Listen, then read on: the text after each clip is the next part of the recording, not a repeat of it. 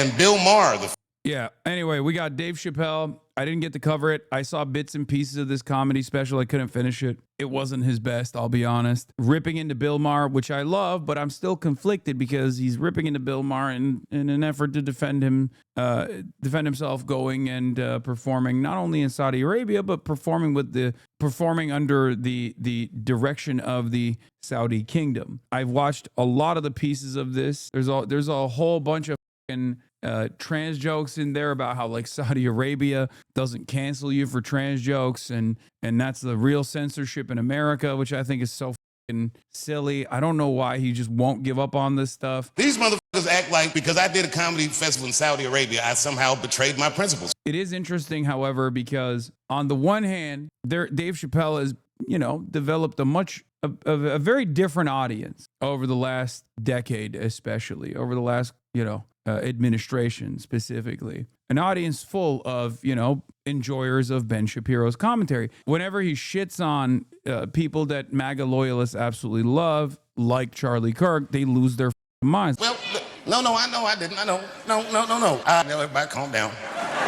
I don't get the controversy for doing a show in Saudi. There are Americans who do shows in the U.S. all the time without protesting the government in any form. The U.S. also does war crimes. I'm not a fan of Saudi, but this doesn't seem controversial. The reason why people consider it to be controversial, and I totally understand, is because the Saudi government itself has done a litany of war crimes, including aiding and abetting Israel in many instances. And also, this isn't just like, hanging out with Saudi people or going on your own to Saudi Arabia or doing a Hajj or something. This is quite literally working for the Saudi government. So there's a little bit of a difference there. It was paid for by the government. Now you might say, well, you can't necessarily tour in Saudi Arabia and perform in front of the Saudi population without the Saudi government allowing you to do so. And sure, there is that too. But a lot of people are excited about this because they saw Dave Chappelle say "fuck Israel." He has said similar things in the past. I do think that bringing up Israel's war crimes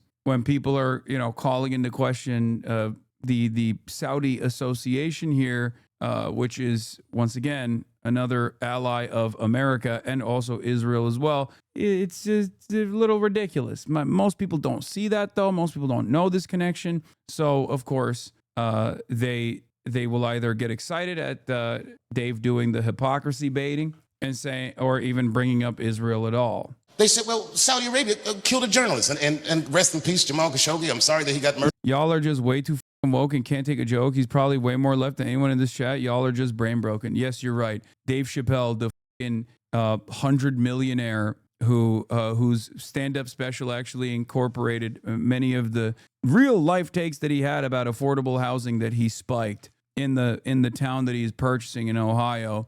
Is actually more woke than everybody else who are renters for the rest of their lives. You're so right about that. Look, man, Dave Chappelle was my GOAT, okay? I don't think you understand when I say Dave Chappelle was one of my GOATs, okay? One of the best. It's not even about his politics, even though his politics are abhorrent, but I don't even care. Someone's politics could be repugnant and still be a good artist, for example, right? Or I might not agree with a lot of someone's politics, but can still admit when someone is funny or was funny at a certain point in their career or something like that. My frustration with Dave is that he's unk status. He's unk now. He is unfortunately very out of touch. I mean, look, bro, okay. Israel's killed 204. Do you really care about this stuff with Dave Chappelle?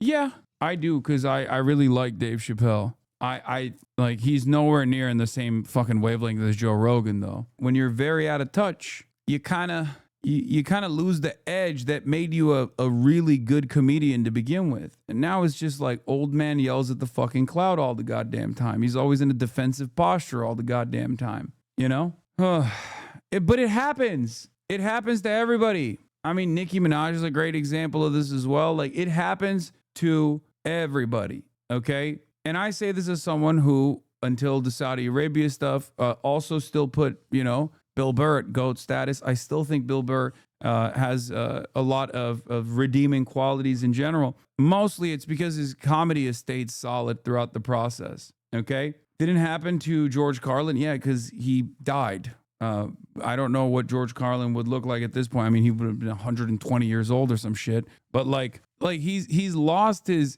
edge. He's lost his touch. You know, you don't have to shove how much you love Dave Chappelle down my throat. Okay, it happens when you become unimaginably wealthy. When you become resistant to change. When you think like all matter of critique is just like personally attacking you and trying to destroy you, and you just hyper focus on that stuff instead of trying to find, instead of trying to find what's like funny about your current situation.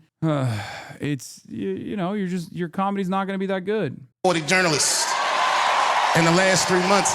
So I didn't know y'all was still counting. The Charlie Kirk stuff was a decent take, but even then it's like there's funnier shit that you could say about Charlie Kirk, in my opinion. So he doesn't even go hard enough with Charlie Kirk. As far as like the Israel stuff goes, like he just uses fucking Israel killing Palestinians as a counter here to simply to say like, oh, why are you acting like you care about Jamal Khashoggi? Israel has killed hundreds of Palestinians. Like, fuck you, Bill Maher. And I agree. Fuck you, Bill Maher. Right? Like I totally agree with that. And I even understand what he means about like none of these people giving a shit to Israel doing the more heinous crimes than Saudi Arabia, for sure. It's just like when he's the one saying it, when he's talking about when he's bringing that up, it's crazy because he's like, entertaining doing a sponsored segment with the Saudi government, which is attached to Israel at the fucking hip, What was really great about this comedy special was the timing of it about Jack Johnson, the Mann Act, and the parallels today with Jake Paul, AJ, Diddy being tried by the man, and his point of how internet figures are not as relevant as real figures. Yeah, I mean, the Jack Johnson stuff is like classic Dave Chappelle, especially new Dave Chappelle. Back in the day, I don't think he would go on to like these longer pivots in the second half. Obviously, Jack Johnson is that's classic Dave Chappelle, especially since the last couple of comedy specials he's done. That one's pretty good. That's not what I'm talking about here. What I'm talking about is the other stuff that's in the buildup, where he's just like he unnecessarily slams so much like I wouldn't even say hack material. Because, like, at least the trans joke that he was trying to make this time was at least structured like a joke. At least he tried to make a joke on that one. That one is more so like, it's not a very good joke, really. And obviously, it's understandable if people are in any way, shape, or form sympathetic to trans people, like, they'll get mad about it. The thing that I thought was, like, so stupid about the way that the joke was structured is, like, because it still went back to, like, oh, the real cancel culture is happening here in America. Like, y'all say you can't say whatever the fuck you want in Saudi Arabia, but you can say whatever the fuck you want in Saudi Arabia about trans people. And I can't say anything about trans people in America because the alphabet mafia will come after me. And it's like, motherfucker, first of all, you got a million Netflix specials, okay? There's no comparison here. and it's kind of funny because, like, at the same time, it would be akin to me saying, like, well, China has no free speech restrictions whatsoever. Yeah, maybe for me, if I'm going to be pro-China, there is obviously going to be free speech restrictions in China, something that I also personally recognize, something that I also talk about, right? Like, it's just dumb to claim that that's not the case. Because, yeah, of course, Saudi Arabia has a lot more restrictions on speech than America does, and so does China. I guess he's also no longer homies with Elon, because one of the most disappointing moments in Dave Chappelle's career, from my estimation, was when he brought Elon Musk on stage in San Francisco and everyone was booing him. And he was just like, hey, stop booing my friend, the billionaire Elon Musk. What the hell is going on? I thought that was crazy. Like, that was a wild moment. A lot of people forgot about that shit. For somebody that doesn't grift, I'm surprised you don't get a bit more fired up at people like Dave so blatantly grifting. I mean, I think he's boomer. I think he's a boomer with like a bunch of reactionary points of view, and he is fried from what he perceives as like cancel culture. And on top of that, he is very out of touch because he's super fucking wealthy.